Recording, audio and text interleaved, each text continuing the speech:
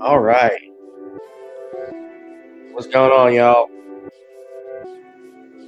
It has been a while. Hold on a second.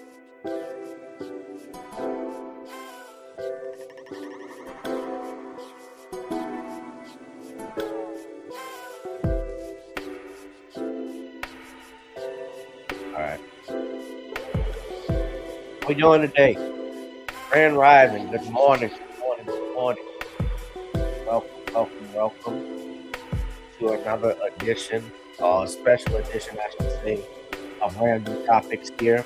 I have not been on in a while. You all have not been in a while. I'm still look good, still pretty. I haven't changed a lot. Uh, I'm gonna mute the lower just a little bit so I can hear myself talk a little bit. Happy New Year. Happy New Year. That's why we are here, ladies and gentlemen. What's going on? I have not been, we are counting down the top stories of 2025. So basically, I'm going to take an hour or so to talk about what went down in 2025 for all of us, for those that are here. Uh, it's been a hell of a ride. And I'm shocked that 2025 really, in truthfulness, uh, has gone by just like that. I can remember New Year's last year, uh, being at my house here watching the news, and uh, things started off with a bang, although not in a good way, especially here in my hometown of New Orleans. Uh, those of you I have that know, I've not been on the show. I've not done this broadcast. I've tried to stay honestly. I've been staying away from YouTube for various reasons. Uh, Obviously, as you already know, the channel's not monetized. So it's a lot of hard work to come in and take time off to do various videos and topics with you all and not seeing my efforts pay. And that's just real talk. And I know I know a few other YouTubers, some who've had their channels removed, some one who's told me she's doesn't really attempt to come back because of the whole algorithm thing that goes on. So that's why I haven't done it. But I'm still on X, so you can follow me on X. I'm still on Rumble. But another reason, a couple other reasons I stayed away. Uh, I, of course, was running for office back in 2025, which we'll just start with that. So that was some big news since I'm bringing that up. I didn't want to. I was trying to weave it in, but I actually, yes, my website is still up, electgavin.org, and I actually ran unsuccessfully. Well, I'm going to say it was a success. Uh, I must say it was a success because I was able, for me, it was a learning experience, but I did run for office. But of course, I didn't get in the race to actually just learn. I got in the race to actually win, which is what nobody gets spends thousands of dollars to get elected just to learn how election process go. They actually want to do something for their community, which is what I was trying to do. And I ran for District E's city councilman seat, which I didn't finish. I didn't win, unfortunately, but I didn't even make the runoff. But it wasn't surprising, and I'm going to tell y'all why. We had 9 people on that ballot for District E. We had 9 people on the ballot for District E, and one person didn't even run. She actually stepped out of the race before the she signed up. So basically what happens is she signed up to run for office, but she decided to drop out. But your name can still be on the ballot after the deadline because there's only so many days that you have to uh, go back to the clerk of court or send a notice to, I believe, the Secretary of State to request to have your name removed from the ballot, and she didn't. And what was funny is she ended up finishing third, 3 out of 9. Now, it was an accomplishment for me because not only was my first time running, but I beat all the other independent candidates. I ran as an independent. I'm proud of that. I knew I had independent candidates have a hard time, non-party candidates. So they've actually Louisiana, that's another thing, they got rid of the independent party this year on the ballot. So you got to be associated with a political party or have no party at all in some way, shape, or form. And thank you, Charles. How you doing, brother? So I ran for that. Um, I finished 7th out of 9, or really 6 out of 8. So I beat the other independent candidates. I and I was doing that by myself. Uh, Jason Hughes, who was the state rep of this district, he ended up getting the city councilman seat in November, beating Cindy Wynn. They had actually recruited me, wanted to recruit me to help them out with their campaigns, but I didn't. And that was another thing. It was taking a lot of my time and money. Elections cost, y'all. And uh, what made matters worse, and just talking with you also, why I haven't been on, I had a family illness that I was dealing with. My father was not doing very good. He was having some uh, heart trouble. So that took a lot out of me. I've been in and out of the emergency room with my father. And he's doing much better now, for those that are wondering. But I've been in and out of the emergency room, out of the hospitals uh, for the last 3 months. And topping that off with also work and other things in life just wasn't easy. It's been hard these last few months.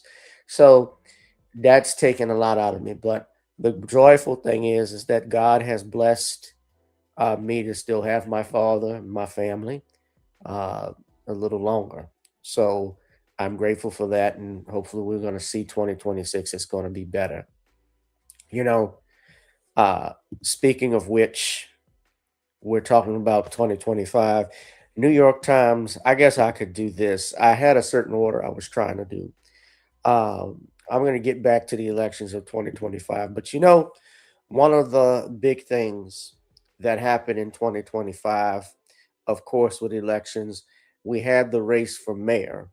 Uh, and Latoya Cantrell, this is her final year as mayor. And Helena Moreno got elected as mayor, and it wasn't even close. I talked about the election with city council, but that night in October, Helena Moreno won by virtually majority, a landslide. Uh, the person who finished second was Royce Duplessis. Third was Oliver Thomas, and then you had the others. And it wasn't a surprise because by the way things were going, she had raised hundreds of millions of dollars. There was millions of dollars that were raised for that campaign. And she became mayor elect. And a lot of people, of course, there's some who did not like it, question it, and so forth. But that happened. And now that she is going to be the next mayor, what also happened is Mayor Cantrell's final year kind of ended in turmoil because she ended up getting indicted.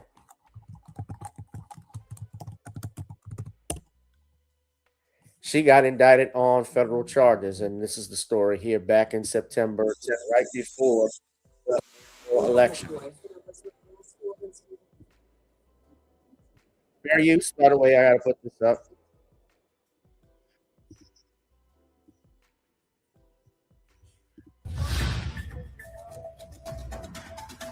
Hold on a second. Fair use. So this is the article. This is from Fox 8.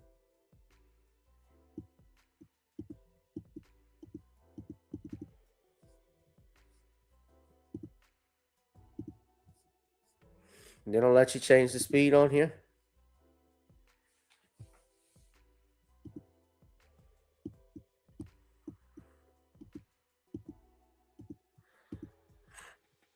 I can't change the speed. Did they In change federal stuff court on next this? month to enter her plea for the charges she faces.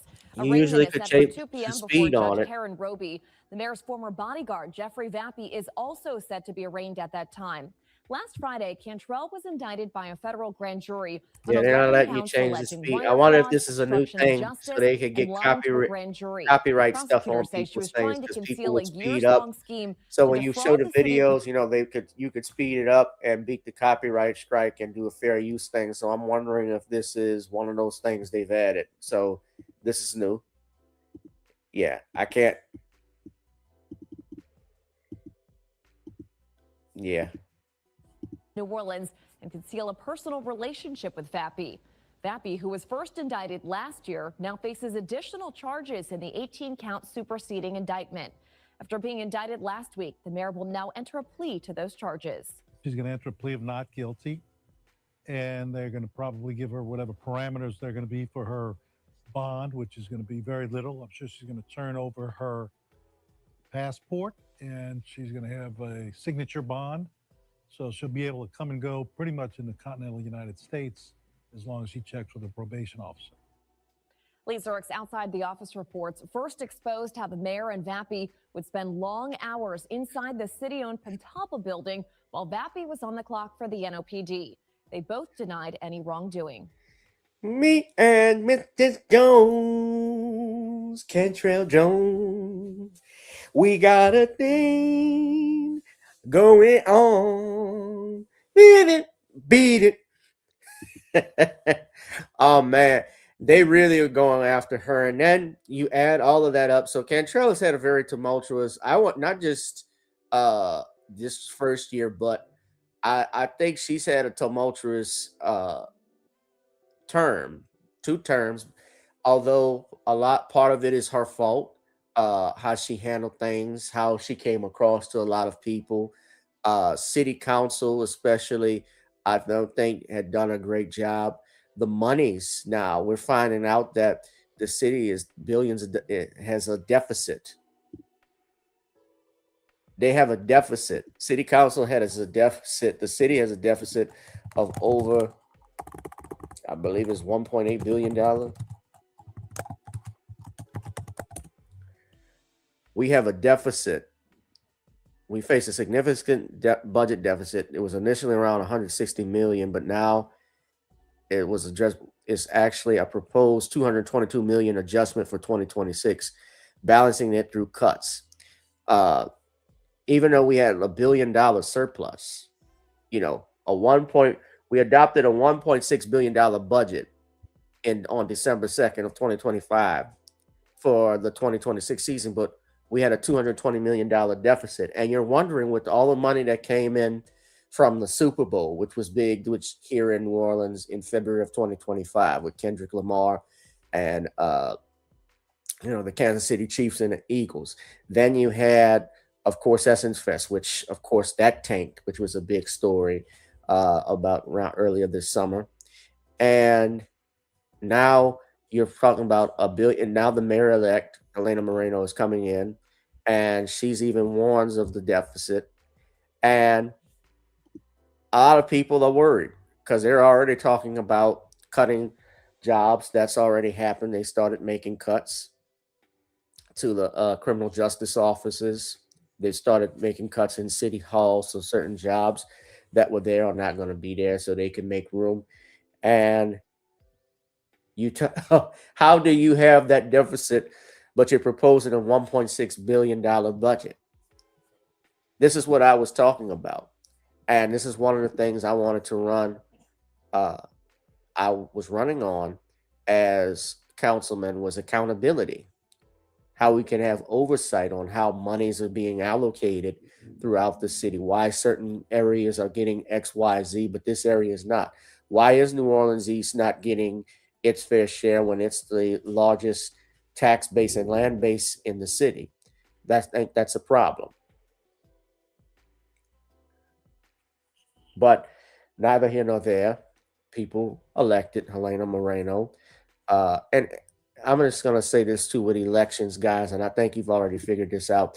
Elections are not about and not one on who the better candidate is. It's one on popularity, who looks nice, who has the best looking tie, who wears the smile correctly with that suit on. That's what this is about. That's all it is. It's popularity. And unfortunately, when people focus on the aesthetics aspect of it and not what goes on internally, they focus on the beauty. They don't focus on what's inside. And that's what kills everything. That's what hurts us. So time will tell what will happen with this new mayor. Uh, you know, I guess I could get to this topic. And speaking of New Orleans, in the area, and this in general, because we talked about FBA versus non-FBA, which was another thing. One of the big things that we had was what happened with Essence Fest. I could talk into that. Essence Fest crashes out, which was huge in 2025. Uh, Now, Essence Fest is usually big in the city, as many of you know. Uh, we have that Superdome is always packed that 4th of July weekend. And there were so many delays that happened. One of the big things, they had to clear it up.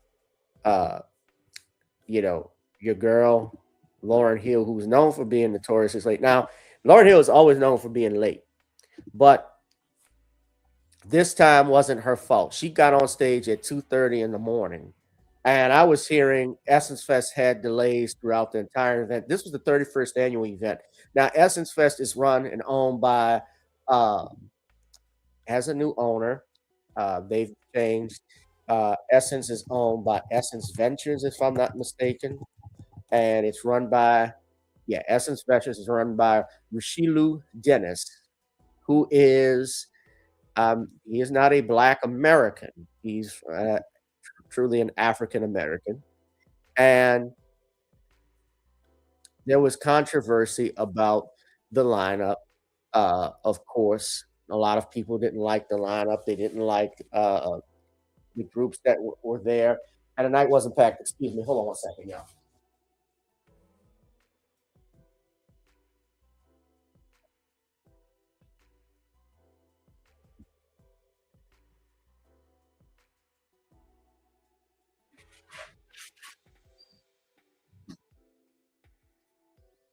All right. So, yeah, my nose was running out like a faucet. So, Lauren Hill, yeah, showed up at 2:30 in the morning. Uh, they owned up to it, which they had no choice but to own up to it. It's their event. It's like they think they were doing something. But no, she didn't take that. She didn't take the blame for that. But there were also the issue like Jollof versus Jambalaya that they were doing, just taking shots at. So this was another criticism we had because they were taking shots at, we felt, at foundational Black Americans when Essence Fest, as you know, Essence, which was a spinoff of Essence magazine, it was designed and created to highlight Black American culture and to do it in a city like New Orleans, which is rich with Black American culture. Of course, we're talking about the music, the food. That's what New Orleans is all about, you know, and the countless artists that have come on there. Uh, it's changed in the last, I want to say, decade because number one, you have the changing of the ownership of Essence magazine. You have, Suzanne, uh, who was the editor, the lady that was the editor in chief that ran it. Is it? I don't want to get the name wrong. Susan Taylor. Susan Taylor was the one that was responsible for really bringing Essence magazine into millions and millions of homes. Of course, Essence was started by a Black man, a group of Black men, and a Black man in particular. I believe his name was Edward Lewis. Uh, he, along with Clarence O. Smith, Cecil Hollingsworth, and Jonathan Blunt, they founded Essence Communications in the late 1960s. About 1968, and began publishing the magazine in 1970, and they and Gordon Parks was actually the editorial director. Gordon Parks was the one who made Shaft, but he wanted to actually do that as a tribute to his mother. That's what Essence Magazine was supposed to be about, and it's changed over the years with its direction, with its latest topics that they do. I mean, they even had damn Billy Porter on the cover of it. All well, I don't want YouTube gonna say I'm bullying, so let me not get into it. But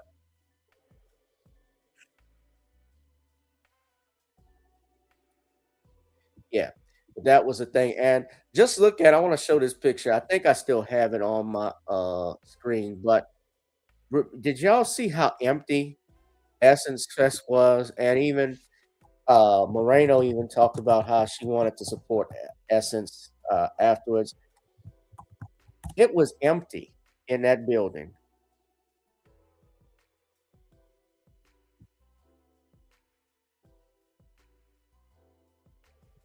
I didn't go. The attendance was down. So they even talked about it on Ricky Smiley's show. Let's see if I can. If I All right, so Ricky Smiley Morning Show, anytime for the hot spot. What up, Brett? What up, Ricky? Good morning, everybody. I'm your girl, Brett Tat Tat, and this is the hot spot where we bring you music, movies, and more. They had mixed reviews and noticeably smaller crowds. The evening concert featured artists like Maxwell, Lauryn Hill, Boyz II Men, and Glorilla. That was a highlight for many. However, some reported issues with sound quality, late starts, and a lack of community-focused activities in the past years. While thousands of people did attend, organizers say the lower turnout was expected after last year's 30th anniversary milestone, and there were several outside factors that may have kept fans away this year, like inflation and hesitation to travel costs. But despite the dip in numbers, the S Festival still had a few major highlights. Master P gave his final performance, drawing a big applause from his hometown crowd. The free daytime events stayed popular, including workshops. I heard Master P was already out of breath when he first got on stage. When he first got up there. Panels and beauty carnivals. And organizers stressed the festival has had a $200 million economic impact on the city of New Orleans. Did anybody go to the Essence Fest? Didn't make it this year. Yeah, a lot of people didn't make it this year. Yeah, the lineup sucked. That's I why. saw a video, Lauryn Hill concert. It was almost empty in there. She didn't go until 3, but it wasn't her fault. 3 a.m. It wasn't. She didn't finish till about 3. It wasn't her fault. Everything just kind of like ran late. So I think she was the main artist or whatever. By it running late, that made her on time. That's right. Exactly. So people like that. Okay. Y'all stupid. Message. Meanwhile, y'all, let's move on. LL Cool J canceled his 4th of July show in Philly at the Wawa Welcome America. Nobody went to Essence Fest. No, Essence.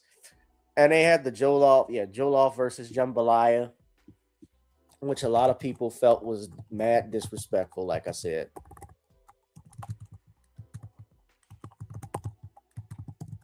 And people were looking at it weird.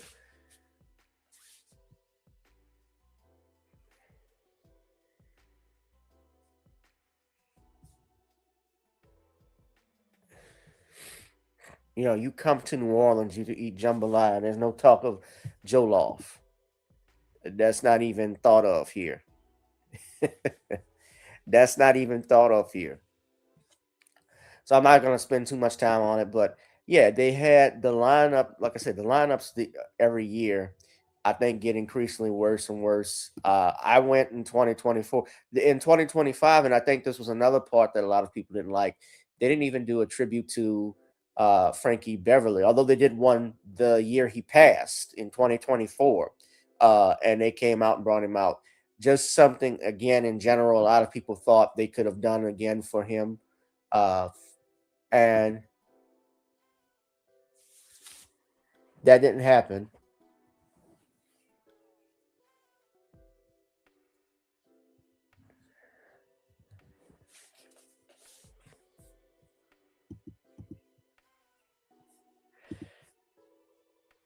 He said, is it the biggest moneymaker?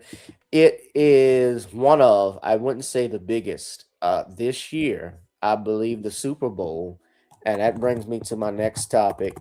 The Super Bowl, and I think it was Super Bowl 50, Super Bowl 56 or 54, I don't know.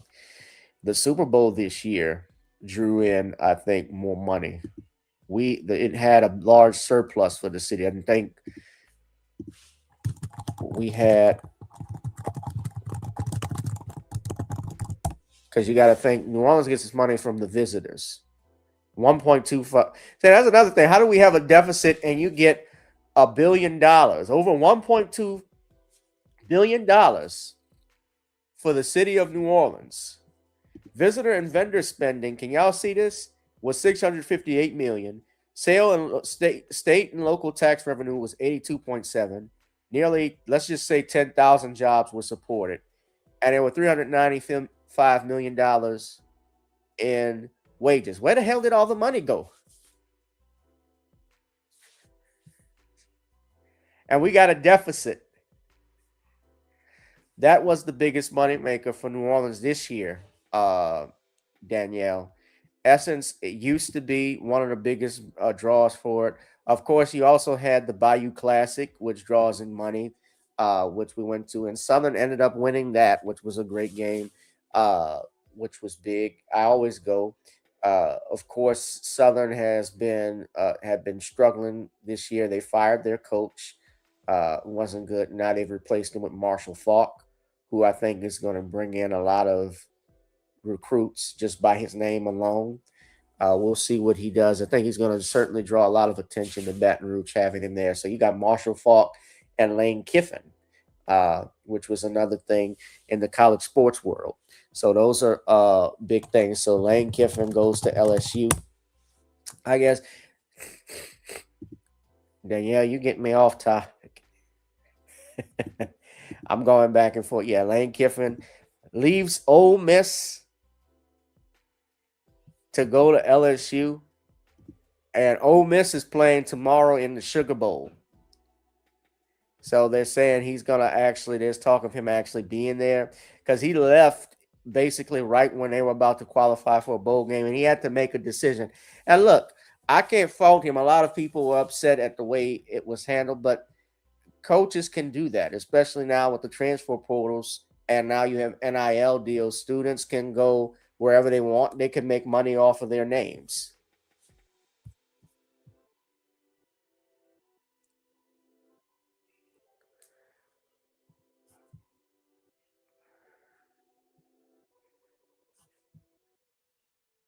So that was big. Yeah, that was a big topic. Uh, I mean, even Bayou Classic to a degree has changed. I mean, I've been going to the Bayou Classic. You know, my first Bayou Classic was in 2007, or I want to say 2007, when they reopened the Superdome. I had never been, and I actually got to go with my best friend and his family because they would actually go often. And we had a great time. And I went again the following year. That year, that was when Obama got elected. So, and Negroes were at all of that event turned out.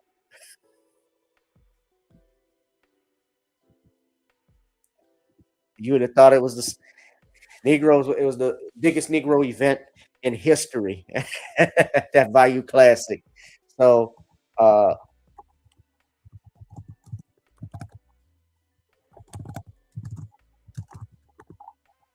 of course, that was big. Then you had, Lane Kiffin's coming to LSU. They fired Brian Kelly. Brian Kelly didn't really want to coach, I think, at LSU. I didn't think he wanted to be there. He wanted to be there. He was collecting a check, and he got fired after the loss to Texas A&M. That was in October of this year. So, which wasn't a surprise, but he got $55 million just to lose. So, I mean, I'm sure he's not going to be too sad about getting fired, and I don't think he was. Uh, of course, that was big news. So they bring in, Frank Wilson, who actually took in as interim head coach, he did a decent job.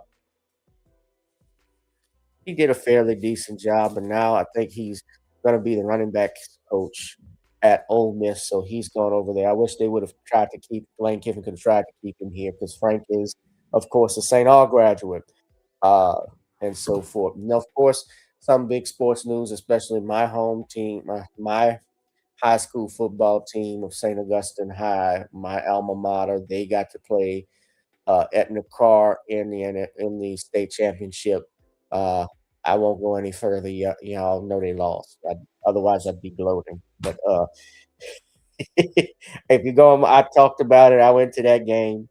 Though I don't think it was a game; it was more like a massacre. But I'm proud. Anyway, I'm proud of the young men that did that. There was a lot of nasty stuff that was going back and forth. We're on to the basketball season. I've moved on. Basketball is there. Of course, now some big new.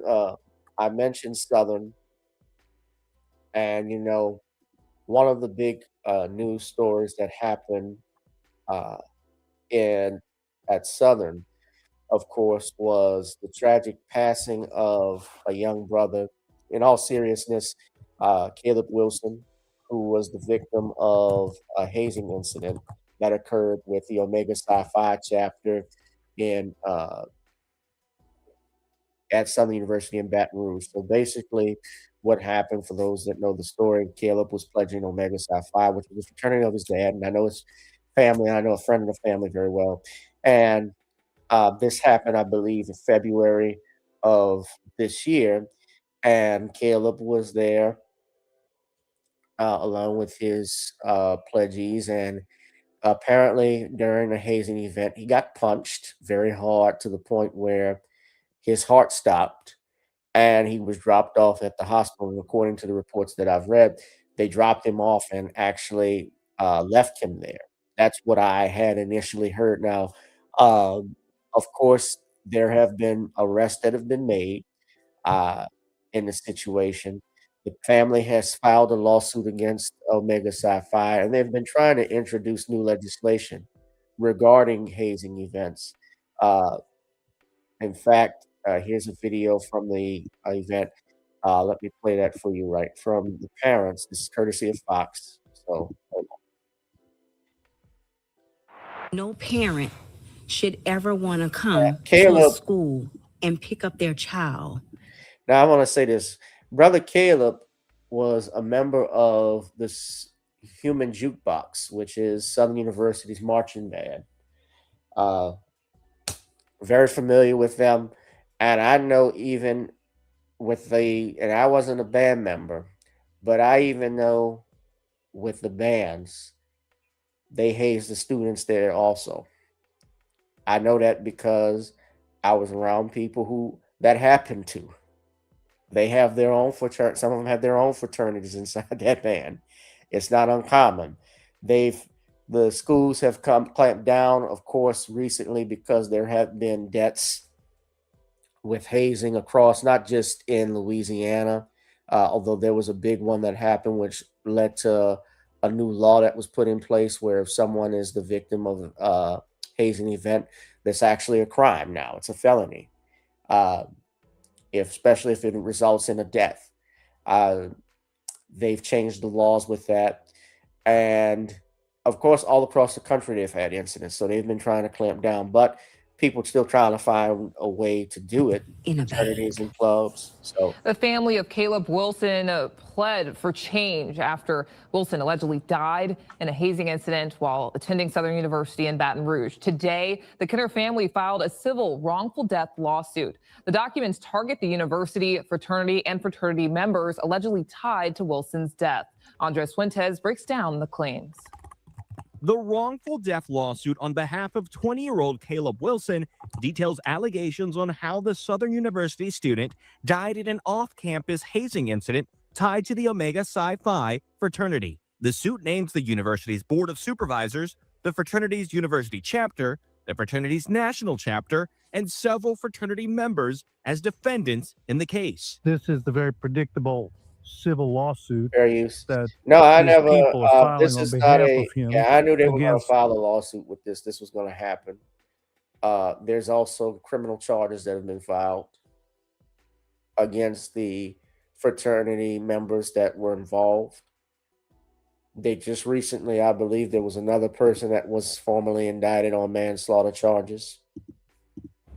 whoever they think could remotely have been responsible for his death. The 59-page lawsuit details how Wilson and other pledges were brought to an off-campus warehouse in Baton Rouge, where each pledge was punched 4 times in the chest by Omega Psi Phi members. The suit says the fraternity adopted anti-hazing policies back in the 90s, but since then have been caught hazing twice. One was in 2002, when Omega Psi Phi members were caught brawling with other members of a fraternity during a public event. The other event was in 2005, when Omega Psi Phi members were doing underground hazing rituals by striking pledges in backwoods areas of Port Allen and Zachary, Louisiana. That 2005 violation forced a 3-year suspension for the Greek organization. The suit also alleges one of the 3 people arrested for Wilson's death, Isaiah Smith, was serving as Dean of Pledges and was allegedly at the warehouse at the time of Wilson's death, despite Smith having gone through hazing workshops for the fraternity and Southern University. Pretty much every college has anti-hazing rules if they have a Greek system there and for other things. And what they're doing is just using that as a matrix to say, look, these are the rules, these are the things you said you should have done, and you didn't do them. And because you didn't do them, he died. In Wilson's criminal case, Smith, Kyle Thurman, and Caleb McRae all face criminal hazing charges, while McRae faces the lone manslaughter charge. But in Wilson's civil case, at least 11 people tied to the fraternity are named in the lawsuit, and it even hints at more fraternity members being named in the future. They're suing for damages against all Unknown these people. parties. Some of them are just 20-year-old fraternity kids who have no money. So they may get a judgment against them, but they're not going to collect any money from them. Well, let me just add to that. They add the members into the lawsuit. Basically, with the family, and I believe, and I've never spoken with the family per se. I do know Caleb's uncle, actually. I went to school with. But this is about justice for them, especially when they name the unknown parties. They want everybody who was involved to be held responsible for their son's death. They want justice and they want accountability. I think that's fair to say as to what happened. The money is not going to be with the other pledgees. The money is going to be where Southern University or the Omega Psi chapter. Why you would sue Southern University is because they got the insurance company that handles stuff like this. Who they want to get deemed as liable is the so-called deep pocket, the university, possibly the fraternity, national system. Reporting in New Orleans, Andres Fuentes, Fox 8, Local First. We did reach out to Southern University for a comment on this lawsuit, but have not heard back. Good evening, friends. Welcome to 9 News at 6. I'm Elizabeth Vowell. My partner Greg has the night off. We start with the WAFB team. A grand jury formally charged 5 suspects for their alleged roles in the hazing death of Caleb Wilson back in February. WAFB was the only TV station with a crew inside the courtroom as the grand jury made its decision in front of Wilson's family. Prosecutors say the 5 indicted today are all in some way tied to the death and cover-up of what really happened. Our chief investigator, Chris Nakamoto, has reaction from the courthouse. Flanked by the family of Southern University student Caleb Wilson, District Attorney Hiller Moore promised them justice will be served for Wilson's untimely death back in February. We are continuing to investigate. Main thing are telephones that are being downloaded and other evidence, and then hopefully cooperation of people that are now indicted. It's been 9 months since 3 Southern University students were arrested, accused of playing a role in the hazing death of Caleb Wilson. Wednesday, a grand jury formally charged them and 2 more. Caleb McRae facing the most serious charges after allegedly punching Wilson in the chest. A grand jury handed up an indictment today for manslaughter and a principal to felony hazing. Isaiah Smith charged with principal to manslaughter, felony hazing, and obstruction of justice. Kyle Thurman, principal to felony hazing and 3 counts of obstruction of justice. In court, we learned 2 new names. Winston Sanders, charged with principal to felony hazing and obstruction of justice, along with Jaden Landrum, charged with principal to felony hazing. The grand jury did not make a decision for a 6th person, saying they needed more information. Well, we hope that we will recover more information. We may return back to the grand jury for some additional indictments if that evidence ever comes forward. And so this will be an ongoing matter. Wilson was pledging Omega Psi Phi in late February when fraternity members dropped him off at the hospital, unconscious after an alleged hazing ritual. The WAFB team first to report this year the extraordinary lies that were told in the wake of his death. Initially, members said they were at a Breck Park. It was later learned pledges were actually at a warehouse where they stood in a line and took blows to the chest. Rather than call the authorities once they realized something really bad was going on with Caleb. And what do they do instead? Change his clothes, come up with a story, bring him to a hospital, and drop him on the steps of a hospital. In September, Wilson's family filed a lawsuit against Omega Sci-Fi, Southern, and other individuals there that night. As the civil case plays out, the criminal case is also moving along. Louisiana toughened up its anti-hazing laws in 2018 after the death of LSU student Max Groover, making hazing a felony and defining it as acts by an individual or group for initiation into a group. Tonight, those tougher laws will be applied to these 5 individuals accused of playing a role in Wilson's death. This is something we'll have to work on at home with kids that are young before they even come to college. Parents can't encourage folks to become involved in the hazing process, and we know from previous cases that parents do. They say it's okay, it's a rite of passage. It's not. No one is subject to be beaten the way that these people were beaten, and this young man was beaten. Wilson's family declined to speak following the indictments, and District Attorney Hiller Moore is not ruling out additional charges for other individuals. The beginning first steps, and it'll take some time. And we just ask for patience, and this family has really given us all the help and support that we could ever ask for. And we continue to have a good relationship, and hopefully this will be a successful end. For the WAFBI team, I'm Chris Nakamoto. Chris, thank you. All 5 suspects are due in court next month. If convicted, 4 are facing multiple decades in prison. Landrum is facing 5 years in prison. Yeah.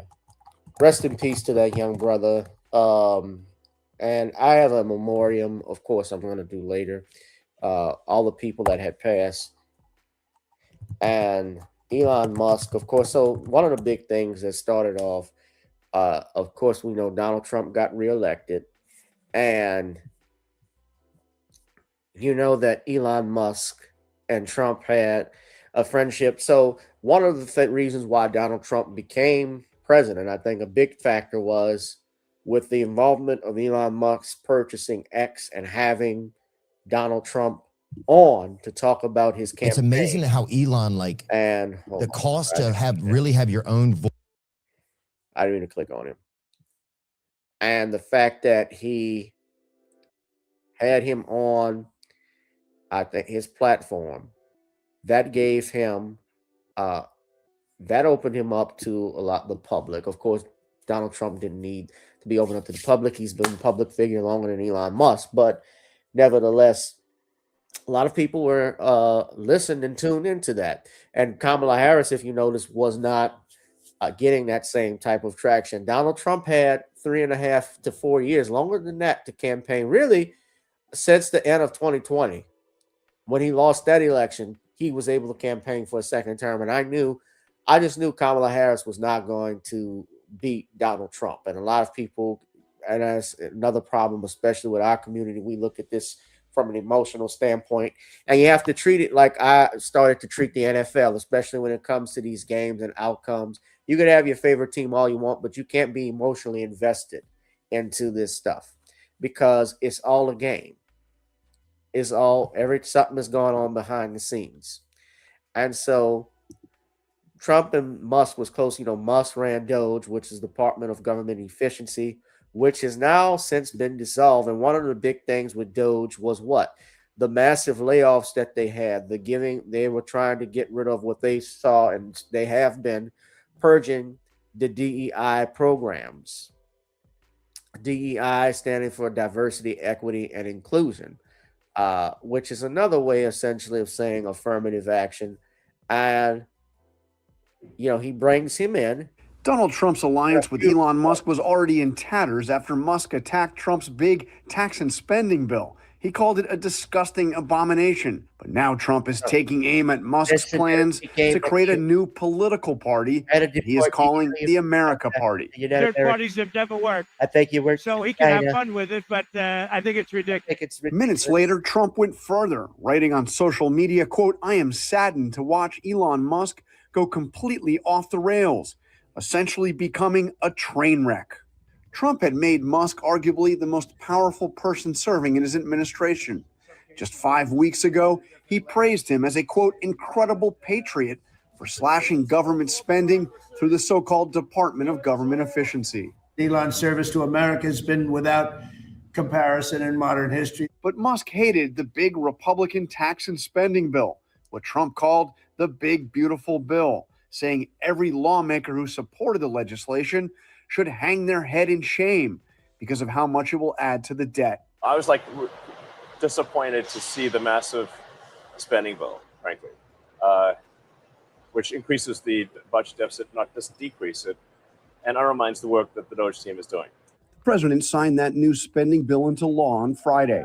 Over the weekend, Musk replied to one X user asking what the heck was the point of Doge if he's just going to increase the debt. Musk even issued a threat to every Republican voting for it, saying they will lose their primary next year if it is the last thing I do on this earth.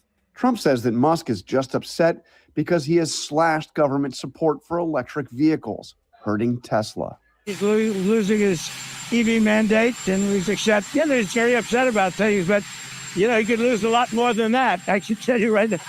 Hey, Elon can lose a lot more than that. Elon could use a lot more than that. So that was one of the big news that was big that happened. Of course, I know a lot of people. I have cousins, I have friends who've been laid off that worked in government because they were in those programs. Of course, you never like seeing anybody lose their job. Then, of course, with Trump, we have the enforcement by immigration and customs of kicking people out across, the National Guard being deployed. And that was big. A lot of people fighting that and so forth. And here's the problem that I have, and I've stated this before. I hate when we have what I like to call selective outrage, where we're outraged because Donald Trump is enforcing immigration and deportation. But at the same time, if you recall, 12 years ago, Barack Obama was doing the same thing as president. He had immigration enforcement. He was doing mass deportations, of course, and this is documented. I'm not giving a conspiracy theory. He was supporting that. No one was, he had deportation speeches. Yeah. They removed over 3 million non-citizens from the United States. Hold on, family. I gotta take this call. Excuse me.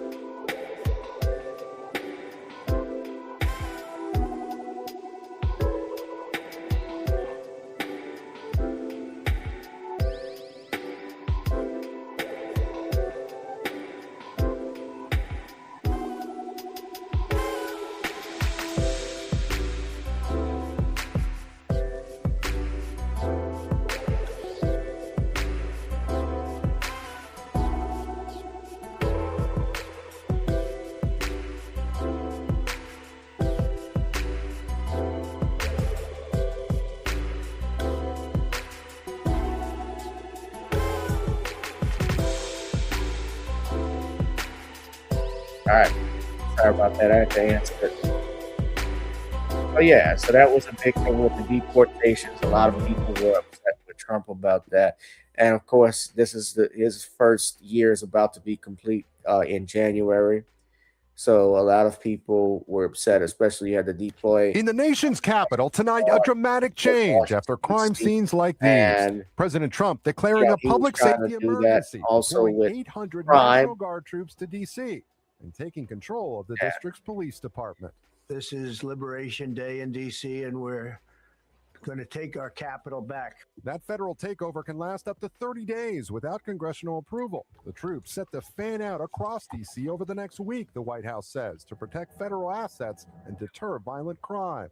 It's becoming a situation of complete and total lawlessness. Even though crime statistics from the U.S. Attorney's Office in January said violent crime in D.C. was at a 30-year low, the police department says it was down 26% since last year. So why do this now?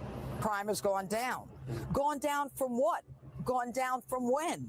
Crime is way too high in the district. And, you know, this namby-pamby response that, oh, crime is down. No, it isn't down for the people who are victimized by crime. The head of the police union tells NBC News the crime stats have been manipulated, and any talk of a recent drop in crime is preposterous. Still, the D.C. City Council calls the federal police takeover a manufactured intrusion on local authority, and the mayor says it caught her off guard. I don't want to minimize the intrusion on our autonomy. The move comes after a former DOJ employee was attacked during an attempted carjacking last week.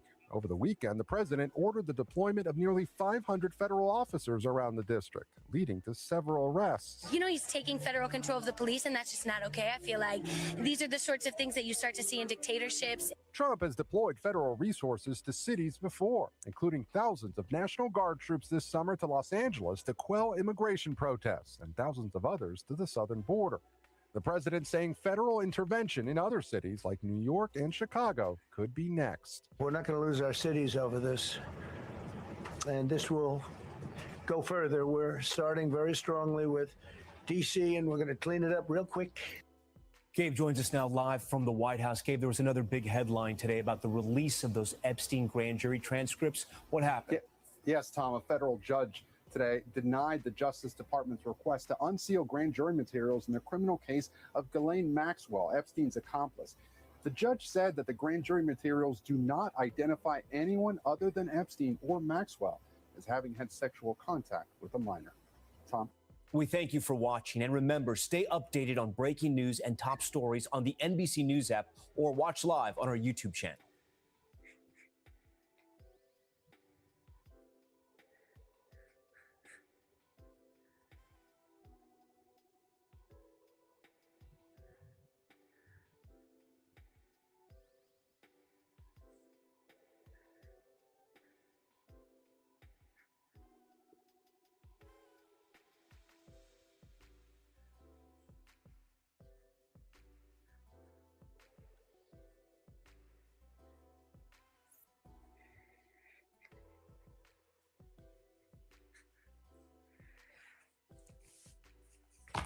So that was, yeah, so everybody was talking about that, still doing that.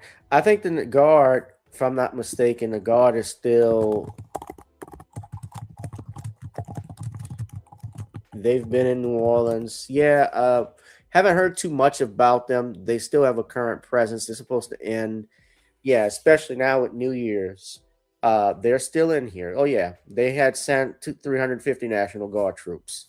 You're not hearing too much about it on the news now, but they've sent them out, especially since and this is going to be in my next topic, another big thing, the terror attack of 2025 that occurred on New Year's. Actually, I was present, you know, I was at home, and I remember getting a phone call from various people texting me, I'm waking up, this is New Year's Day, asking me if I'm all right. I'm all right. I'm just like, yeah, what's wrong? And I turn on the news and boom, I see truck plows into a group of people, killing multiple people on New Year's Day in Bourbon Street. And I saw the video.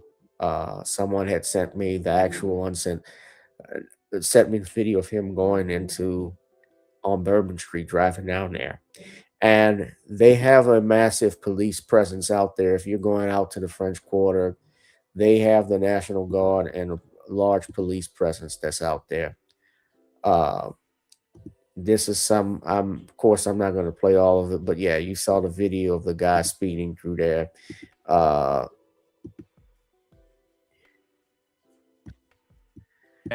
Shamsuddin Jabbar died at the scene after ramming a terrorist suspect. The video shows the dramatic gunfire exchange on New Year's Day. Shamsuddin Jabbar died at the scene after ramming his pickup truck into a crowd of revelers on Bourbon Street. And tonight, the injured police officers are now out of the hospital. Here's ABC's Morgan Norwood. Two police officers involved in the shootout with the man behind the deadly New Year's Day terror attack in New Orleans, now home from the hospital tonight. Their recovery comes as New Orleans police released an edited, dramatic body camera video showing 42-year-old suspect Shamsud-Din Jabbar immediately opening fire on officers just moments after he plowed through a crowd on Bourbon Street, killing 14 and injuring dozens. In the nearly 12-second clip of the encounter, officers ordered Jabbar to surrender before a barrage of gunshots erupt. One slow-motion clip shows the suspect's hand and the deployed airbag. Inside that white pickup truck, flammable liquid seen here in photos first obtained by ABC News. Officials fearing Jabbar's deadly rampage could have been worse had he been able to detonate those homemade explosive devices found nearby. Officers are trained for shoot scenarios like that. They are highly trained, and that's what you saw. These are split-second decisions. The Louisiana Attorney General announcing a full investigation into any operational security failures that day. And as the city looks for answers tonight, the heartbreak lingers. Family and friends remembering 18-year-old Nakira Dido, the youngest of the lives lost in that New Year's Day tragedy, which she was laid to rest today. All right, Morgan Norwood for us. Thank you.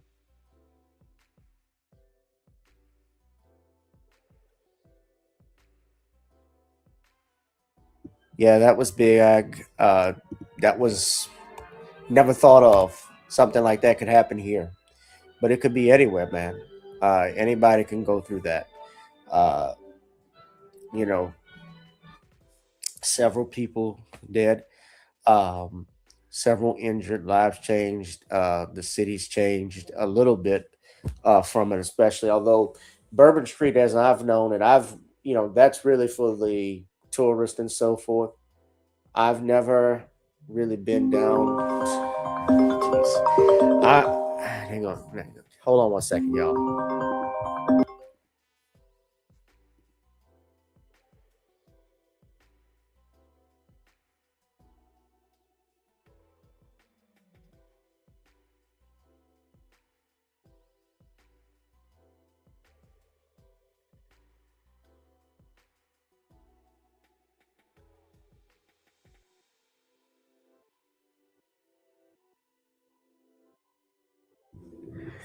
So yeah, that was big. That happened on New Year's Day. That's how New Year's started. I said it started with the bang, but not the kind we wanted. Something like that, to see that happen was just terrible. And like I said, I can still remember it to this day. So time is going fast, man. People are up and leaving 2025, leaving this earth and going to the great beyond. Of course, and this is part of what I would do in a memoriam. I was going to do that last, but one of the things that happened was what took place with Rob and Michelle Reiner just this past year, just this month, actually, where they were found by their daughter and apparently killed by their own son. That's allegedly. And I say alleged because although all intents and purposes, all the evidence supposedly that they have points to him. In America, you're innocent till proven guilty. Of course, there are likely defenses that we're hearing about Nick Reiner. Supposedly he has, well, it's not supposedly, it's been documented because his own father has talked about his battles with substance abuse and mental health issues. And from what we're hearing, he was diagnosed as a schizophrenic. And I've dealt with people who, especially in my role as an attorney, with people who are schizophrenic, people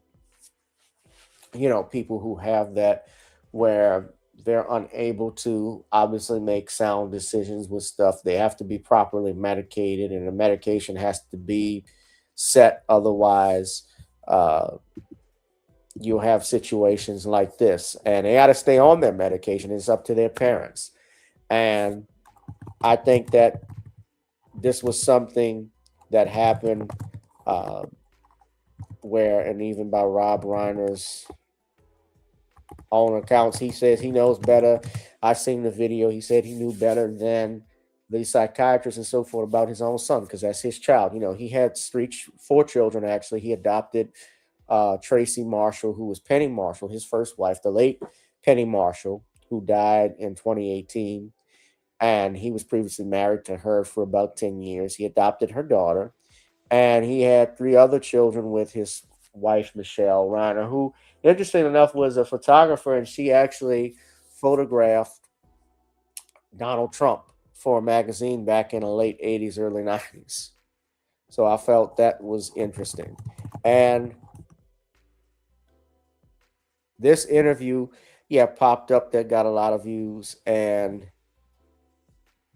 hold on, let's see.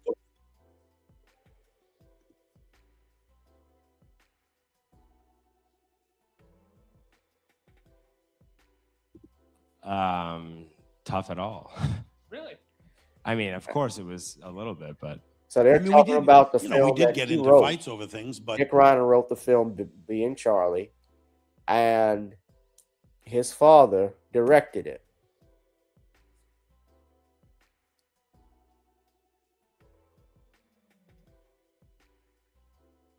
And the tragedy of this is that Nick Reiner, Rob Reiner, of course, you raised your own child who ended up being, by all intents and purposes, your killer. ultimately it forced us to make the film better. I mean, we get into issues, and I would see, he would. The whole process for me, I can just speak for myself. It did make me understand him a lot more, and I think it made me a better father. Hopefully, it did. I don't know, but I think that, and you'll see it in the film. What happens is, your kid, if your kid is going through rough times, the parent is, your main job is to keep your child safe. So I would do anything. I felt at a loss. So I would do anything that, as we say in the film, anybody with a desk and a diploma, I would listen to them. And the whole idea of tough love, and you have to be a certain way. And it's not my nature. It's not the way I am built, but I went and did that, and I think that, at the end of the day, I know my child better than an expert does, and I probably should have trusted my own instinct. And that's one of the things I did learn about the whole experience. I think Mr. Reiner would have something. I think he had something different to say about that right about now, if he could speak.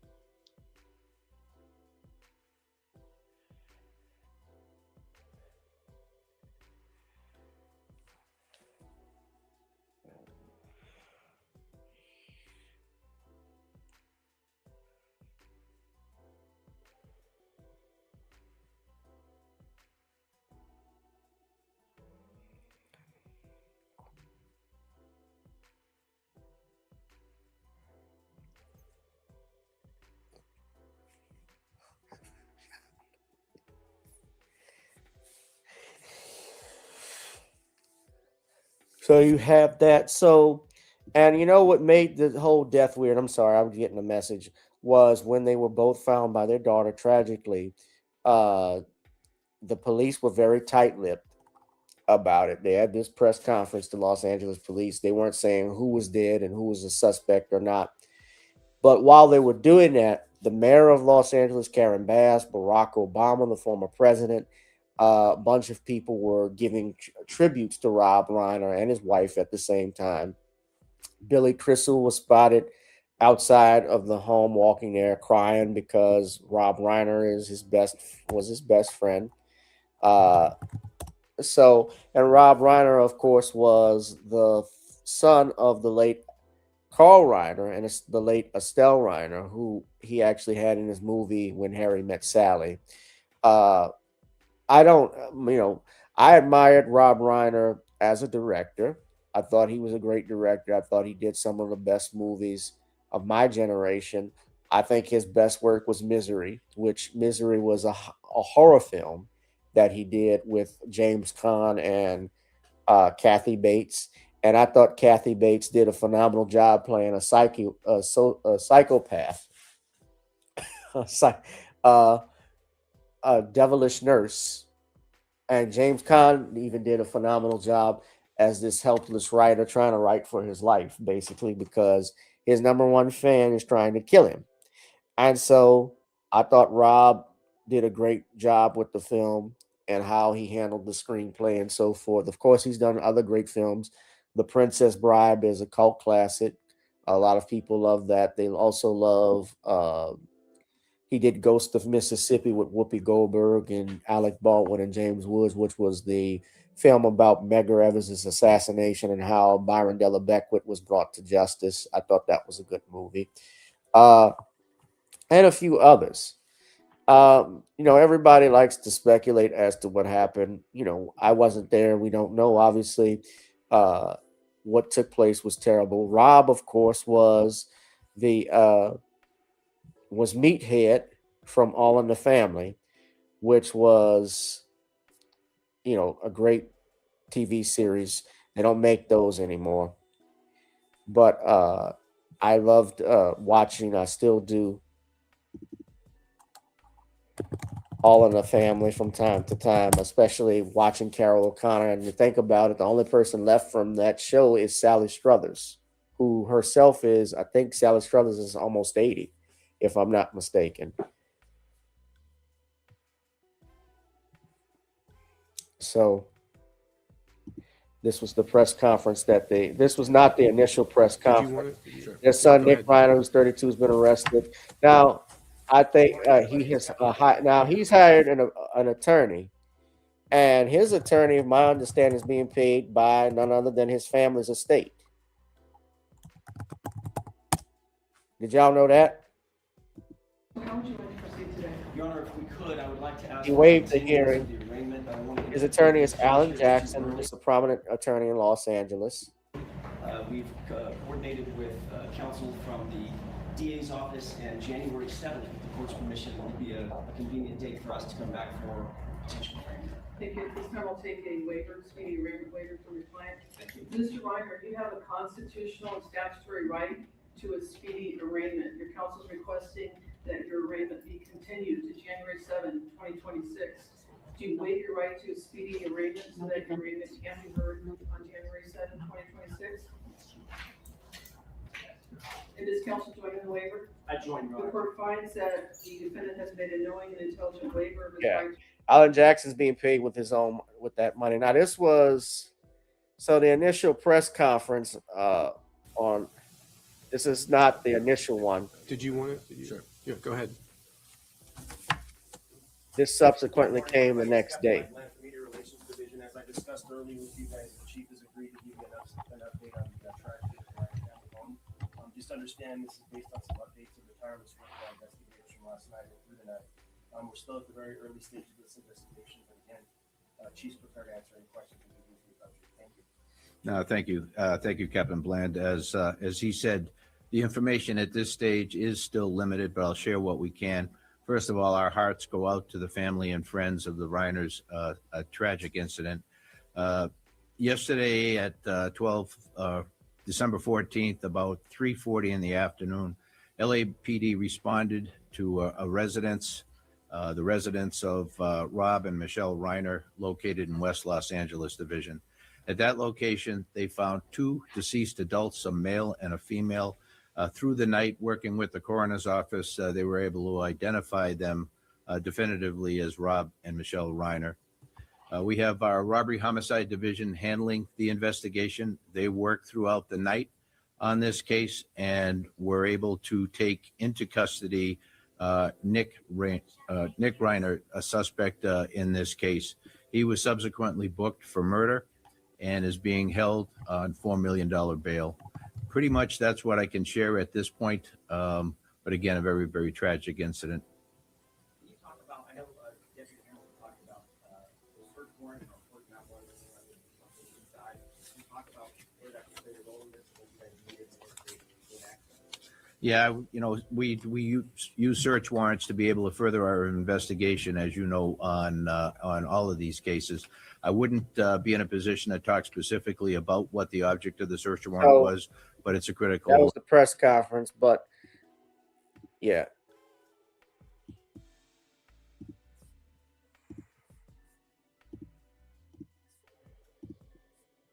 But this was the press conference that was awkward. Responded to the 200 block of Chadbourne Avenue They were here in the so city of hyped. Brentwood. Upon arrival, they determined that there were 2 deceased individuals inside of the residence. The Los Angeles Police Department is now conducting an investigation at this residence here on Chadbourne, and that investigation will continue over the coming days. We will not be releasing any information regarding who was found deceased in the residence, because that will be done by the Los Angeles County Coroner's Office. That investigation will move forward through the night, and tomorrow morning we will probably have additional information regarding what occurred here on Chadbourne and our investigation moving forward. We will not be releasing any further information regarding the investigation that is occurring here in Brentwood tonight. Our detectives will be responding along with our Forensic Science Division and our Technical Investigation Division investigators to conduct a full crime scene investigation and determine the appropriateness of the investigation moving forward. At this time, the Los Angeles Police Department is not seeking anyone as a suspect or as a person of interest or in any other manner, and we will not be doing that until we conduct our investigation and we move forward. That's all I have right now at this early preliminary stage of this investigation. Yeah, nothing to see here, folks. So yeah, that was a tragic thing, losing Rob Reiner, which was it. Yes, Rob Reiner, his father, Carl Reiner, did play a role in Bill Cosby being discovered. He found him performing stand-up comedy in a club one night and recommended him to Sheldon Leonard. Sheldon Leonard was actually a prominent producer back in the late 50s and the 60s. If I'm not mistaken, Sheldon Leonard was the one who produced and created I Spy for Bill Cosby.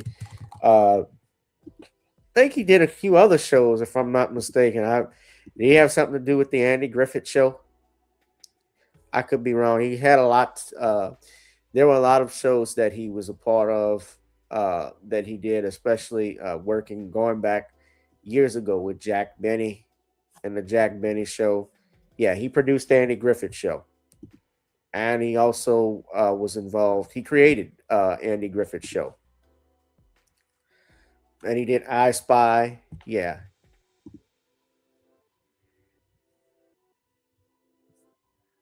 Yeah, he produced that. Yeah, Bill Cosby won 4 Emmy Awards over the course of the series. So he helped get him. Yeah, and Sheldon Leonard was known for playing a gangster in his film. He was an actor before he was a producer. So, yeah, he was very prominent in getting Bill Cosby discovered. So that was big. So,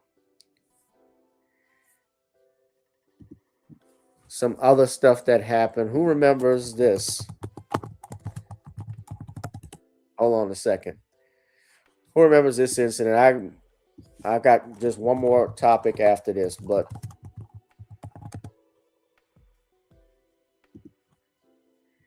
this was the big thing in 2025. The biggest laugh and the biggest gasp at the same time. We saw this. Who remembers this? Yeah. Oh, look at these. All right, come on. You okay?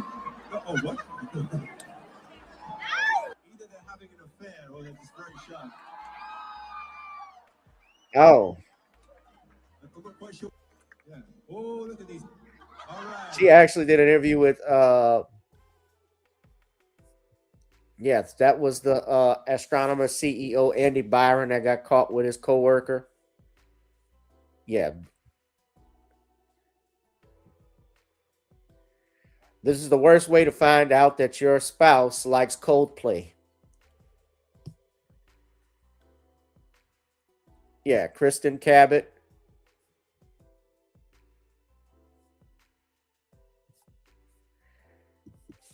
Oh. And she did an interview with ABC News about it. This morning, Kristen Cabot, the woman at the Just center a few of that days kiss ago. cam seen around the world, speaking out for the first time. telling the New York Times in an in-depth interview, "I made a bad decision and had a couple of high noons and danced and acted inappropriately with my boss. And it's not nothing. And they I took lost their job. accountability and I gave up my career for that." Last July, Cabot, the chief people officer for the tech company Astronomer, attended a Coldplay concert at Foxborough Stadium with the company's CEO, Andy Byron. Both were in the middle of separations, she says, close colleagues, but nothing romantic. Then the Jumbotron caught this moment. Cabot says it was as if someone flipped a switch. "I'll never be able to explain it in any articulate or intelligent way. I was so embarrassed and so horrified. I'm the head of HR and he's the CEO. It's like so cliche and so bad." She says the pair decided to immediately notify the board about what happened, but before they could hit send on the email, a friend texted Cabot a screenshot of the TikTok of that moment. The video going viral, amassing millions of likes, quickly morphing into a global meme and a contentious discourse. Oh, they did it! Either they're having an affair or they're just very shy. Cabot says the worst of it wasn't the career fallout, but the toll on her teenage kids, who, like their mom, faced a torrent of harassment and online threats. "My kids were afraid that I was going to die and that they were going to die." Hi, I'm Gwyneth Paltrow. I've been hired on a very temporary basis to speak on behalf of the 300 plus employees at Astronomer. That was the worst In thing deepening of the it. blow, Yeah. Astronomer releasing a commercial with Gwyneth Paltrow, who famously consciously uncoupled from Coldplay lead singer Chris Martin a decade ago, and whom Cabot had long admired. Instead, Cabot now frustrated by what she saw as insensitivity toward her private life. Both Byron and Cabot resigning from their positions at Astronomer, she says they decided in September that if they stayed in communication, that it would make it too hard for everyone to move on and heal. All right, so we reached out to Astronomer and reps for Gwyneth Paltrow. We have not yet heard back, but Cabot says she's hoping to move forward Yeah, with that the was family. that was big. That was something else, and that's. I mean, of course, nobody ever could say nobody ever wants to get caught cheating, but when something like when you cheat, that's an aspect of it, and you go to a concert. But the way to prevent that is not cheat at all. Be upfront, obviously, with your significant other. They didn't do that, and they lost their jobs, their careers over that incident. But yeah, I remember that. That was the big thing in 2025, that gasp, the Coldplay concert. But of course, we're down to one more topic, and then I'm going to do a memoriam for all the people that passed. The Diddy trial, which was huge. That was the big story of 2025, I think, from an entertainment standpoint. Diddy, of course, going to trial back in May of 2025. Almost a 2-month trial that ended in an acquittal on the major charges, with the exception of the Mann Act conviction that Diddy was sentenced on to 50 months in prison by a federal judge. His attorneys obviously spoke, and there was fallout, obviously, because started in 2023 with the release of that video from the hotel with Cassie. Diddy, of course, being sued by his former colleagues and co-workers at Bad Boy Entertainment, including Cassie, who got a multi-million-dollar settlement out of the case. And Diddy, of course, ended up being on trial for RICO, racketeering and other criminal charges, prostitution, sex trafficking, which were a part of that. His attorneys was Mark Agnifilo. The prosecutors, one of the prosecutors that was handling it, I believe, was Miss Comey, who is the daughter of. Let me just make sure I get the whole staff correct. I don't want to mix up any names. The prosecutors. So Mark Agnifilo and Teeny Garagos, who was Mark Garagos' daughter. The U.S. attorney was Maureen Comey. Maureen Comey was the daughter of James Comey,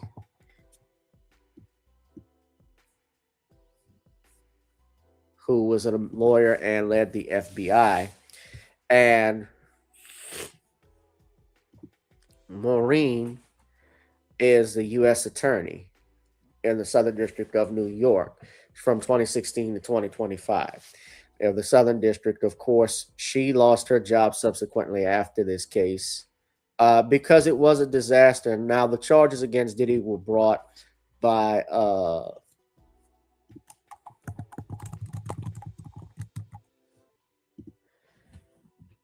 the previous U.S. attorney, Aaron, the previous U.S. attorney that handled it. Now, he got out once Trump got in, and he was a black man.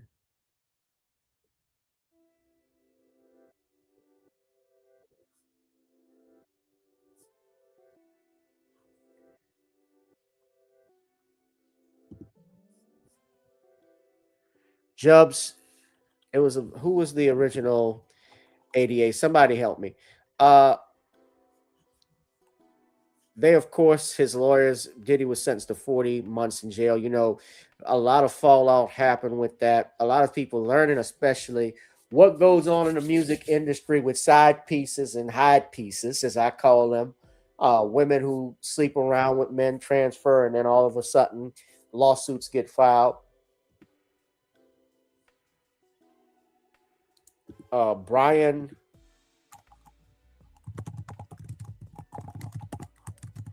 who's a lawyer from Georgia. I learned more about Brian Steele. Yes, that was Young Thug's attorney. Brian Steele came on the Diddy team. Brian Steele is legit. He, I think, was going in there because he's good with appeals, if I'm not mistaken.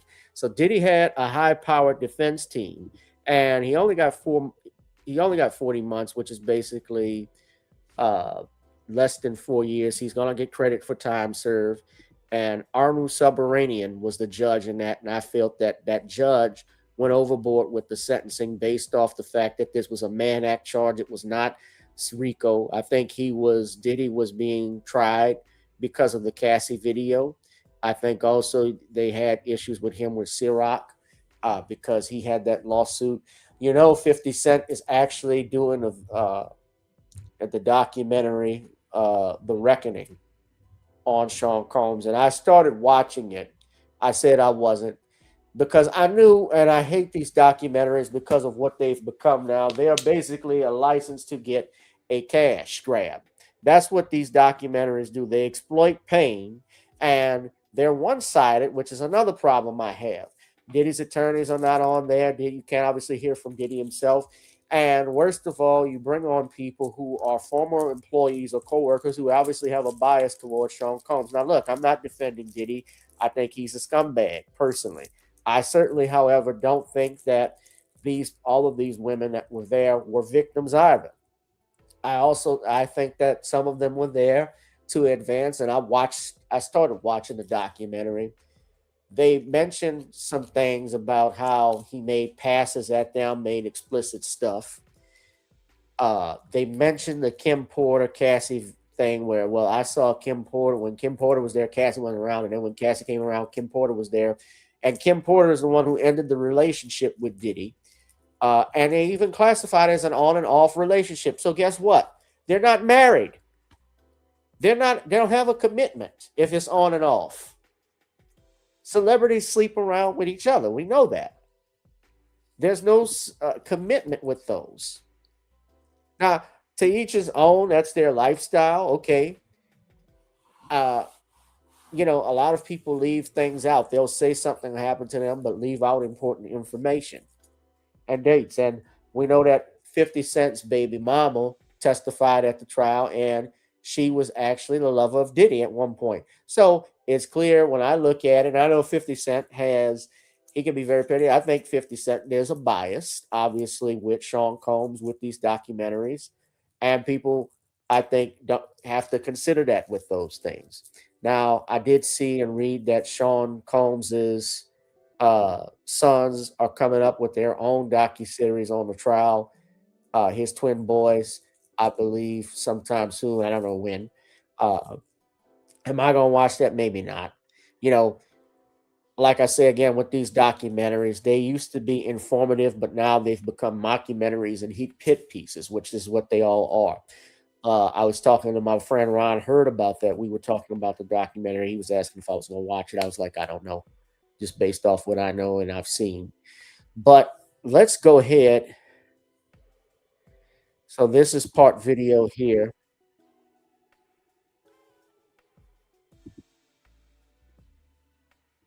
His conviction on prostitution-related charges or direct the judge to lighten his 4-year sentence. The National News Desk, Jeff Harris, joining us. Diddy's lawyers, Jeff, officially filing that appeal this week. Tell us more about their argument and also the chances it succeeds. What are you hearing? So Diddy is currently serving that 50-month prison sentence after being found guilty on those prostitution-related charges over the summer. In their appeal filing, his lawyers now arguing the music mogul was treated harshly during sentencing by a federal judge who let evidence surrounding charges that he was actually found not guilty of actually then influence his punishment. This week, lawyers for music mogul Sean Diddy Combs urging a federal appeals court in New York to either order his immediate release and reverse his conviction or lighten his over 4-year prison sentence. This appeal was expected, especially when the defense filed a motion for a new trial and a notice of appeal. And the arguments are attacking the conviction itself. Former federal prosecutor Nima Rahmani tells us Combs's lawyers are claiming he was treated harshly during sentencing by a federal judge who let evidence surrounding charges he was acquitted of influence the punishment ultimately handed down. His lawyers writing in part, quote, defendants typically get sentenced to less than 15 months for these offenses, even when coercion, which the jury didn't find here, is involved. For a pure Mann Act violation, prostitution violation, a 50-month sentence is excessive. I can certainly recall no prostitution case where someone has gotten years in federal prison. Now, the lawyers arguing the judge acted like a, quote, 13th juror, noting that Combs was convicted of 2 lesser counts, prostitution-related charges, but not sex trafficking by force, fraud, or coercion, along with racketeering. The judge defied the jury's verdict and found Combs coerced, exploited, and forced his girlfriends to have sex and led a criminal conspiracy. These judicial findings trumped the verdict and led to the highest sentence ever imposed for any remotely similar defendant. During sentencing earlier this year, the judge did say that when calculating Combs's prison term, he considered the music mogul's treatment of 2 former girlfriends who testified during the trial. But Rahmani believes while the court could keep the sentence, they could also decide to step in. There's the possibility that the Second Circuit looks at this acquitted conduct and says, you know what, judge, you need to re-sentence this case without considering that conduct and remand it just for the issue of sentencing. Now, looking ahead here, the U.S. government has until February 20th of next year to respond to this appeals argument. Combs' team must then also reply by March 13th. From there, oral arguments could potentially begin as soon as April. Reporting for the National News Desk, I'm Jeff Harris. So he's going to be sitting, ladies and gentlemen. Diddy has been sitting for the longest. Can y'all see me? Okay, there we go. Yeah, Diddy's going to be sitting. So that was basically the biggest news that I've had in 2025, ladies and gentlemen. I might do another live stream maybe in the future with Ron about the docuseries Survive, the Diddy to Reckoning. But I don't come on often, like I said, anymore. This is a blue moon thing I wanted to do. I told people I would be back. Some things that have happened also, just so y'all know, y'all did see, I did a concert. I didn't get paid anything, but it was just a promotional recital for students who take guitar lessons or music lessons. I did a Christmas performance. I uploaded to the YouTube channels, the YouTube channel here, GBoot 2786. But I'm going to wrap it up in a second, ladies and gentlemen. This has been the top news stories of 2025. But I do want to talk about those in memory of all that we have lost in 2025. Of course, there have been a lot of celebrity passings, notable ones, especially in our community, Black community. Big George Foreman, the former heavyweight champion of the world, and the grill marketing genius, the George Foreman grill, who died back in February. that was a shock to me that George Foreman had passed, because George Foreman is bigger than life itself. He was just a big guy. You wouldn't think anything happened to him. Well, that happened in March, of 2025. In Houston. He passed away in a hospital in Houston, Texas. He probably was battling an illness and didn't want a lot of people to know, but yes, he passed. We also had, this is a list of all the people who've passed. New York Times have done this. Also in the music world, Roberta Flack, who was Roberta Flack, who one of my favorite songs of all time. That's the time I feel like making love to you. Yeah, I love that song. Jerry Butler, the Iceman, Sam Moore. I'm just gonna look down here. Yeah, Jerry Butler was the leader of the Impressions, who was known as the Iceman. Roy Ayers, who made the song "Everybody Loves the Sunshine." Angie Stone and D'Angelo, which was shot. D'Angelo battling cancer. Sly Stone, a pioneer, the maestro of Sly and the Family, the maestro. Sly Stone, of course, had hits for days. I'm Everyday People, Dance to the Music, Family Affair. I could go on. Hot Fun in the Summertime, yeah. We just lost the gospel singer that just passed away just now, Mr. Smallwood, who died. And of course, non-black people, of course, we know Ozzy Osbourne had passed, Connie Francis, Chuck Mangione, who passed, the actors, Diane Keaton passed away. Diane Keaton died. I knew her from the Godfather series. Robert Redford at 88, he passed. Another big name that passed away, who was one of my favorite actors of all time, Gene Hackman. Who died. Gene Hackman, two-time Oscar winner from Unforgiven and The French Connection. Yeah, I loved him in Superman. He was Lex Luthor, Colonel Mastermind, as I knew him. Bunch of other people. Wink Martindale, who was a game show host, who passed away. Jay North, the child star from Dennis the Menace. Ruth Buzzy. Yeah. I didn't know half these people. I knew George Wendt because he was from Cheers. Val Kilmer, of course, who played Batman. I knew him as Doc Holliday. I thought that was his best role. Doc Holliday in Tombstone. Ananda Lewis. How could I forget Ananda Lewis? Ananda was a popular MTV host and VJ. Loved her. Harris Yellen. He played the judge in Ghostbusters 2, and he was Bernstein in Scarface. He passed. Lynn Hamilton, great actress. She was known as Donna, the nurse who was Fred Sanford's girlfriend. Michael Madsen, who played in Reservoir Dogs and Kill Bill, great actor. I liked him. A lot of Quentin Tarantino movies that he did. Also, he was in The Hateful Eight, which was, I think, his last movie he did with Tarantino. Danielle Spencer, great. We knew her, of course, from What's Happening. And Danielle was a veterinarian. Now, she had been battling cancer. Sorry to hear at the age of 60. But also, we lost, of course, Malcolm Jamal Warner, and that one really hurt. The loss of all life is sad, but Malcolm Jamal Warner, especially,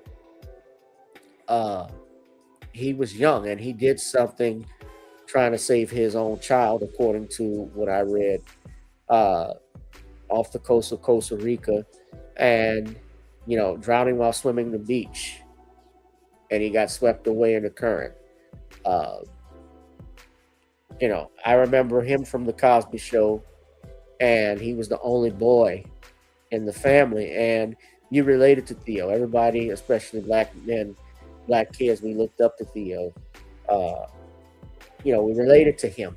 He was into hip hop, he was into culture, he was smart, he dressed correctly, and he was a typical teenager when he started out on the Cosby Show, and you related to him. But he grew up into a self-respecting young man. He also was a poet, a musician.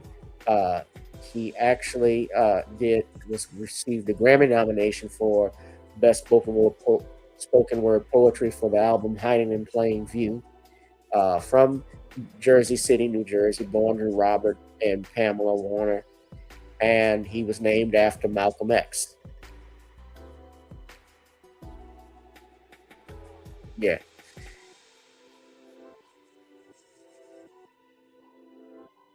He had a podcast called Not At All Hood, that went up before he had passed off the coast of Costa Rica. Yeah, he was married, had a daughter. So yeah, I miss him. He's missed.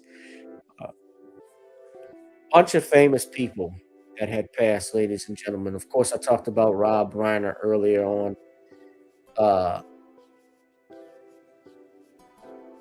JFK's granddaughter, Tatiana Schlossberg, just passed away on yesterday. The news was announced yesterday. I believe she was battling cancer herself. 35 years old. A lot of people who are young that are not. Bridget Bardot just died. She was 91.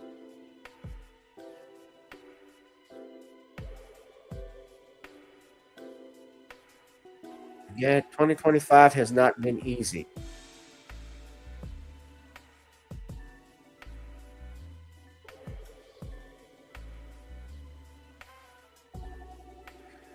Terrence Stamp, he played Zod, General Zod. Yeah. So rest in peace to all of these individuals that have passed away. Of course, these are just the people who we know who are celebrities. Some I didn't even know. Yeah, David Lynch was another one who died. But yeah, may they rest in peace, everybody. Yeah, Hogan. Yeah, I forget Hulk Hogan. That was a shock.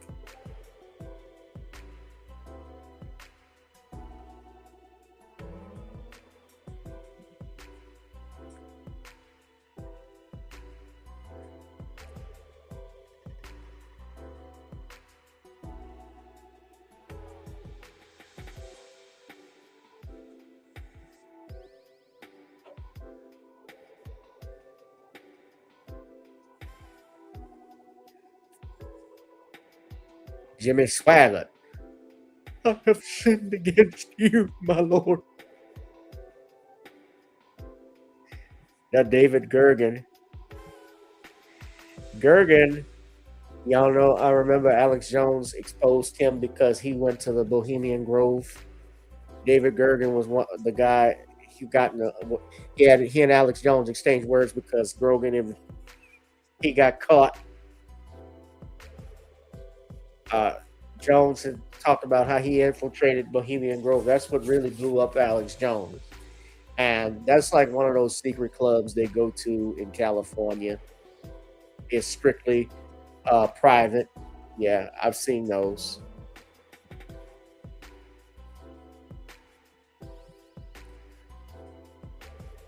Yeah.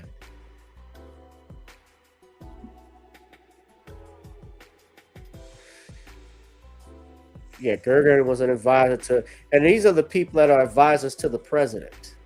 Now, presidents have been there too, to that Bohemian Grove place. I've seen pictures of Reagan and Nixon there.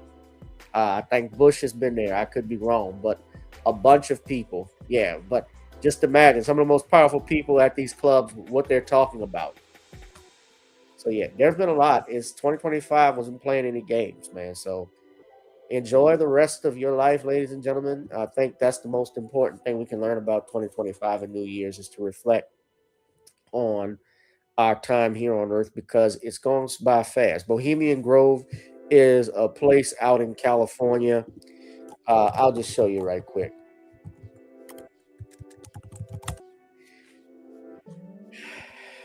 It's a private camp in California. It's like a gentleman's club that was founded in the 1800s. And they do all types of rituals and stuff like that up there. So it's strictly prohibited, and they have security around the clock that's there where you can't get in. That's one of the stage plays that they do. Yeah, private property.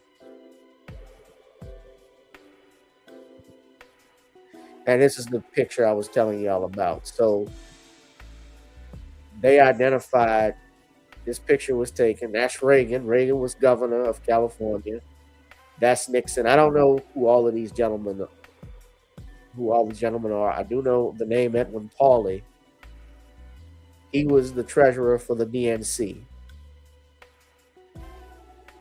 in the 1940s. So he would be at this place.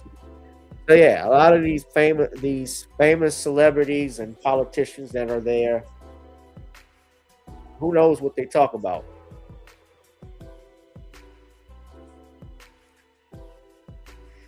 But